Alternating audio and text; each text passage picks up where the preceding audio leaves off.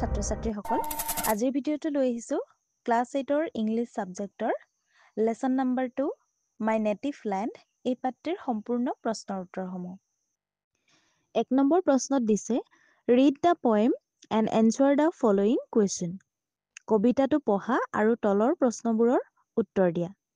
যেহেতু তোমালোকে কবিতাটো পঢ়িলাই এতিয়া আমি প্ৰশ্ন উত্তৰবোৰ আলোচনা কৰিম। নাম্বাৰ 8 আছে What does the old man ask the poet? বৃদ্ধ মানুহজনে অৰ্থাৎ বুঢ়া মানুহজনে কবিক কি সুধিছিলে? এনসাৰ হ'ব The old man asked the poet what his land is like. বৃদ্ধ মানুহজনে কবিক তেওঁৰ ঠাইডোখৰ কেনেকুৱা সুধিছিলে। বিটো হৈছে Why does the old man ask the question to the poet? বৃদ্ধ মানুহজনে কিয় কবিক প্ৰশ্ন সুধিছিলে? এনসাৰ হ'ব The old man asked the question to the poet because he is blind. বৃদ্ধ মানুহজনে কবিক প্ৰশ্ন সুধিছিলে কাৰণ বৃদ্ধ মানুহজন অন্ধ আছিলে। ইয়াৰ পাছতে সিটো হৈছে How does the past address the old man?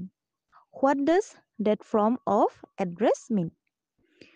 কবিয়ে বুঢ়া মানুহজনক কি বুলি সম্বোধন কৰিছিল আৰু এই সম্বন্ধটো কি বুলি জনা যায়? Answer The poet addressed the old man as ককা। কবিয়ে বৃদ্ধজনক বুঢ়া মানুহজনক ককা বুলি সম্বোধন কৰিছিল। It means grandfather. ইয়াৰ অৰ্থ হৈছে ককা দেউতা। Number D টো হৈছে Why does the poet ask the old man to breathe deep? কবিয়ে বুঢ়া মানুহজনক কিয় উশাহ ল'বলৈ কৈছিলে? Answer The poet asked the old man to breathe deep to feel the environment because he is blind. অৰ্থাৎ কবিয়ে বুঢ়া মানুহজনক উশাহৰ জৰিয়তে তেওঁৰ চৌপাশখিনিক অনুভৱ কৰিবলৈ কৈছিলে কিয়নো তেওঁ অন্ধ আছিলে। ইয়াৰ পাছৰ প্ৰশ্নটো হৈছে With what does the poet compare the cool breeze on the old man's face?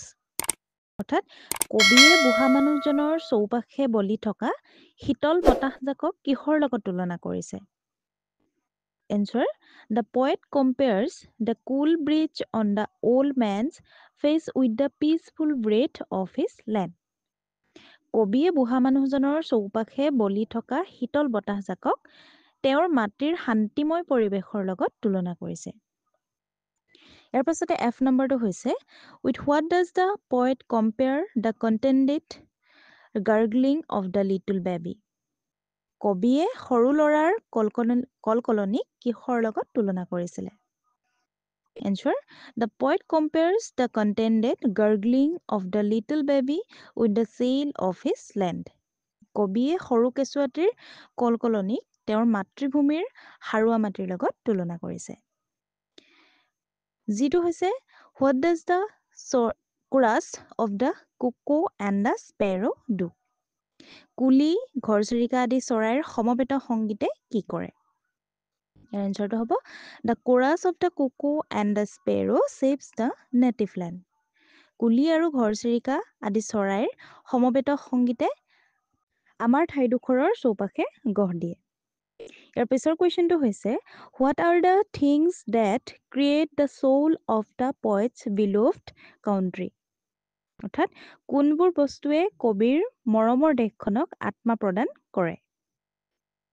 আমি এনসাৰটো চাওঁ আহা The distant roll of the bihu dhol, the pepa and gogona, and the hiti aroma of the pitha and laru, the sound of the evening prayer in the namghar, masjid, church are the things that create the soul of the poet's beloved country. ইয়াৰ মিনিংটো হৈছে ঢোল পেঁপা গগনাৰ গুমগুমনীয় শব্দ, লাৰু পিঠাৰ সুগন্ধি তথা নামঘৰ, মছজিদ, গীৰ্জা আদিৰ পৰা ভাহি অহা প্ৰাৰ্থনা তথা আজানৰ ধ্বনিয়ে আমাৰ মাতৃভূমিক আত্মা প্ৰদান কৰাৰ লগতে ইয়াক পূৰ্ণ কৰি তোলে বুলি কোৱা হৈছে। ইয়াৰ পাছতে আছে 2 নম্বৰ প্ৰশ্নটো A brief summary of each of the stanzas of the poem has been given below. Match the stanzas with the given summaries. Mention the stanza number alongside the correct summary. কোৱা হৈছে যে তলৰ কবিতাটিৰ স্তবক অনুযায়ী মূলভাৱ দিয়া হৈছে। এতিয়া মূলভাৱ অনুযায়ী স্তবকটো চিনাক্ত কৰা। ইয়াৰ কবিতাটোৰ পৰা ইয়াত স্তবক কেইটামান দিয়া হৈছে আৰু এই স্তবক কেইটা কোনকেইটা স্তবকৰ হয় আমি লিখিব লাগে। ফাৰ্ষ্টটো দিছে my native land makes me feel as safe and secure as a baby carried on a mother's back. ইয়াত কোৱা হৈছে যে মোৰ ঠাইখনে মোৰ কোলাৰ দৰে নিৰাপত্তা দিয়ে। এই ষ্টেঞ্জাটো কোনটোত আছিলে? ষ্টেঞ্জা 4ত আছিলে। গতিকে ইয়াৰ এনচাৰ হ'ব ষ্টেঞ্জা 4। নেক্সটটো হৈছে the spirit of my native land can be understood in terms of its unity in diversity like different family member who have similarities and differences. ইয়াৰ মিনিংটো হৈছে মোৰ ঠাইখিনিৰ তাৎপৰ্য ইয়াৰ একতা আৰু বিচিত্ৰতাৰ পৰাই পাব পাৰি। ঠিক এটা পৰিয়ালৰ বেলেগ বেলেগ সদস্যৰ মাজত থকা একতাৰ দৰেই হয়। এই কথাখিনি কোনটো ষ্টেঞ্জাৰ লগত মিলিছিলে কবিতাটোৰ? ষ্টেঞ্জা 6ৰ লগত। ইয়াৰ এনচাৰটো হ'ব stanza 6।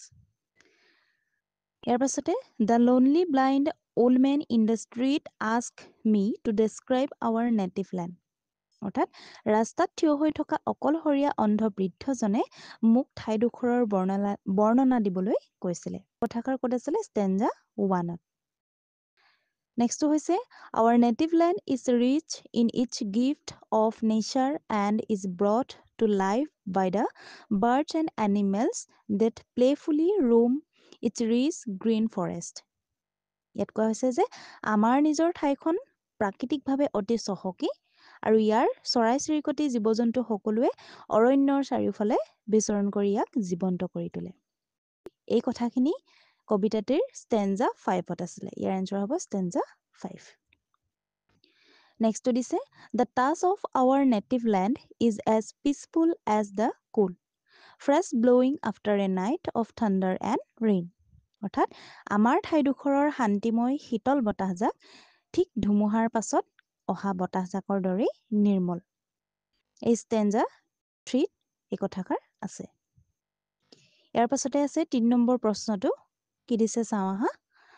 Note that the poem is a series of information to a blind man on what his land is like. The girl provides the information by making use of the senses that are very strong in blind persons. These senses are ইয়াত কোৱা হৈছে যে মন কৰিবা যে কবিতাটোত এজন অন্ধ মানুহক তেওঁৰ ঠাইখনৰ বৰ্ণনা দিয়া হৈছে আৰু ছোৱালীজনীয়ে তথ্যসমূহ অন্ধ ব্যক্তিজনে নিজৰ ইন্দ্ৰিয়ৰ জৰিয়তে অনুভৱ কৰিব পৰাকৈ দিছে আৰু সেই ইন্দ্ৰিয়সমূহ হৈছে টাচ মানে হৈছে স্পৰ্শ, হিয়াৰিং শুনি পিনি তেওঁ গম পায়, স্মেল গোন্ধত গম পায়। এইকেইটাই হৈছে টাচ, হিয়াৰিং, স্মেল। ইয়াৰ পাছতে 4 নম্বৰ প্ৰশ্নটো আছে here are some words from the poem. কবিতাটোৰ পৰা কিছুমান ইয়াত শব্দ লোৱা হৈছে। Matches the words in column A with their meaning in column B. এতিয়া ক অংশৰ লগত খ অংশ মিলাবলৈ কৈছে, এ লগত বি। এতিয়া এ আছে ফাৰ্ষ্টটো থাণ্ডাৰ। থাণ্ডাৰ মানে হৈছে বিজুলী। এতিয়া ইয়াৰ লগত কোনটো মিলিব? The loud explosive sound that follows lightning in the cloud. এই বাক্যটো থাণ্ডাৰ লগত মিলিছে যিহেতু মেঘৰ মাজত উজলি উঠা চিকমিকনিৰ পাছত হোৱা এক প্ৰচণ্ড শব্দ ধুমুহা গাজনি বা ঢেৰেকনি বুলি কোৱা হৈছে। দ্বিতীয়টো আছে মৰ্ণ মানে হৈছে পুৱা। যিহেতু পুৱা আছে আমি ইয়াত কোনটো আছে? মৰ্ণিং আছে। ইয়াৰ লগত মৰ্ণটোৰ লগত মৰ্ণিং হ'ব। নেক্সটটো হৈছে কণ্টেণ্টেড। এইটো হৈছে কণ্টেণ্টেড মানে কাৰোবাৰ পক্ষত থিয় দিয়া। ইয়াত হ'ব ছেটিছফাইড। ছেটিছফাইড মানে সন্তুষ্ট হোৱা। নেক্সটটো হৈছে গাৰ্গলিং। গাৰ্গলিং মানে হৈছে কলকলনি, কলকলাই থাকে যেনেকৈ কেঁচুৱাই কলকলোৱা। গতিকে ইয়াত এইটো মিলিব the happy sound made by babies. সৰু ল'ৰা ছোৱালীয়ে কৰা শুৱলা শব্দকে কলকলনি বুলি কোৱা হয়। নেক্সটটো হৈছে কোৰাছ। কোৰাছ মানে হৈছে সমবেত সংগীত। এইটোতো তোমালোকে জানাই। গতিকে সমবেত সংগীতটো ইয়াত কোনটো মিলিব? Singing or speaking at the same time মানে একে সময়তে কথা কোৱা আৰু গান গোৱা। নেক্সটটো হৈছে এৰ'মা। এৰ'মা মানে হৈছে সুগন্ধ, ষ্ট্ৰং প্লিজেণ্ট স্মেল। তাৰ পাছৰটো আছে ষ্টাৰ্ডি। ইয়াৰ লগত মিলিব ষ্ট্ৰং এণ্ড ফাৰ্ম। এতিয়া আমি চাওঁ আহা 10 নম্বৰ প্ৰশ্নটো। ইয়াত দিছে লেটছ লাৰ্ণ চাম গ্ৰামাৰ। আমি ব্যাকৰণ শিকোঁ আহা। তোমালোকৰ কিতাপত ডাইৰেক্ট আৰু ইনডাইৰেক্ট স্পীচত কেইটামান বাক্য দিছে, যিখিনি আমি নেৰেশ্যন বুলি কওঁ। আৰু লগতে তোমালোকক এক্সাৰচাইজৰ কাৰণে কুৱেশ্যন এটা দিছে, rewrite the sentences below' in indirect speech. তলত দিয়া বাক্যবোৰ পুনৰ ইনডাইৰেক্ট স্পীচত লিখা। ফাৰ্ষ্টটো আছে the poet said to the old man feel the cool breeze on your face. অৰ্থাৎ কবিয়ে বুঢ়া মানুহজনক কৈছিল, the poet said to the old man, তোমাৰ চৌপাশে বলি থকা শীতল বতাহজাক অনুভৱ কৰা। আমি এইটো ইনডাইৰেক্টলৈ নিব লাগে, ইনডাইৰেক্ট স্পীচত। ইয়াৰ এনচাৰটো হ'ব the poet told the old man to feel the cold breeze on his face. নেক্সটটো হৈছে the man said to me listen to the gurgling of that little baby. The man said to me, মানুহজনে মোক কৈছিল, শুনাচোন সেই কেঁচুৱাটোৰ কলকলনি। এতিয়া ইয়াৰ এনচাৰটো হ'ব দ্য মেন ৰিকুৱেষ্টেড। ইয়াত ৰিকুৱেষ্টেড কিয় হৈছে? যিহেতু ইয়াত অনুগ্ৰহ কৰি বুজোৱা হৈছে, শুনিবলৈ কোৱা হৈছে, গতিকে ইয়াত ৰিকুৱেষ্ট কৰা বুজাইছে, সেইবাবে ৰিকুৱেষ্টেড বহিছে। Requested me to listen to the gurgling of the little baby. Number চিটো হৈছে দ্য টিচাৰ ছেইড টু আছ, শিক্ষকে আমাক কৈছিল, এনজয় ইউৰ হলিডেজ, তোমালোকৰ বন্ধ দিনকেইটা তোমালোকে উপভোগ কৰিবা। ইয়াৰ এনচাৰটো হ'ব দ্য টিচাৰ এডভাইজড আছ টু এনজয় আৱাৰ হলিডেজ। ইয়াত এডভাইজড কিয় বহিলে? ইয়াত যিহেতু শিক্ষকে পৰামৰ্শ দিয়া বুজাইছে, বন্ধবোৰ উপভোগ কৰা, গতিকে ইয়াত এডভাইচ বহিব। নেক্সটটো হৈছে she said him to come to their house the next day. She said, তাক কৈছিল, কাইলৈ আমাৰ ঘৰলৈ আহিবা। ইয়াৰ এনচাৰটো হ'ব she told him to come to their house the next day. নেক্সটটো হৈছে my mother tells me always obey your teacher. মায়ে কৈছিল, সদায় শিক্ষকক মানি চলিবা।